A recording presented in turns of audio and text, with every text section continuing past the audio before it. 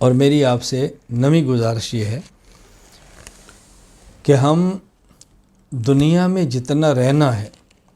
دنیا کے لیے اسباب اختیار کریں، اور موت کے بعد جتنا عرصہ وہاں گزارنا ہے وہاں کے اسباب اختیار کریں۔ بس یہ نقطہ ذہن میں رکھ لیں، ہم نے ایمان اور اعمال صالحہ کے ساتھ موت تک جانا ہے۔ اس کے درمیان کبھی خوشی، کبھی غم، کبھی صحت، کبھی بیماری، کبھی دولت، کبھی غربت، کبھی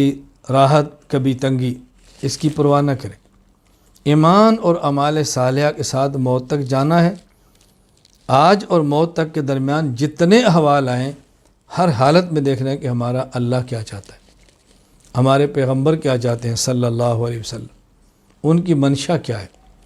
اس میں ان کا حکم کیا ہے، وہ کیا چاہتے ہیں۔ بس ہم علماء سے مسئلہ پوچھیں تو یہ نہیں کہ ہماری منشا کے مطابق شریعت کیا چاہتی ہے، خود کو شریعت کے مطابق ڈالنے کی کوشش کریں۔ جب انسان یہ ذہن بنا لے گا کہ میں نے موت تک ایمان اعمال صالحہ کے ساتھ پہنچنا ہے، پھر عقائد کو سیکھے گا، پھر اعمال کو سیکھے گا، عقائد اور اعمال سکھانے والوں کی قدر کرے گا، خود کو ان کی مطاعت کرے گا، ان کے تابع کرے گا، ان کا شکریہ ادا کرے گا، غلط قسم کے بندوں سے بچے گا، صحیح قسم کے بندوں کی صحبت میں بیٹھے گا۔ جب یہ ذہن بنے گا کہ میں نے کرنا کیا ہے، میں بارہا اپنے متعلقین سے، دوست احباب سے کہتا ہوں، بھئی اپنے ہدف کا تعین کرو، اپنا ٹارگٹ طے کرو،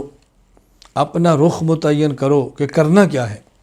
جب رخ متعین ہو جائے گا تو پھر انشاءاللہ العزیز تیز تند ہوائیں اور طوفان بھی چلے گئے نا، اللہ کی ذات سے امید ہے کہ آپ اس کے شکار نہیں ہوگے، اللہ کی مدد ساتھ ہوگی۔ تو ہم یہ فیصلہ کریں، ہم نے ایمان اور اعمال صالحہ کے ساتھ موت تک جانا ہے، اور اس کا بہترین طریقہ اللہ کا حکم اور رسول اکرم صلی اللہ علیہ وسلم کا مبارک طریقہ ہے۔ بس اللہ کا حکم کیا ہے، ہمارے پیغمبر کا طریقہ کیا ہے،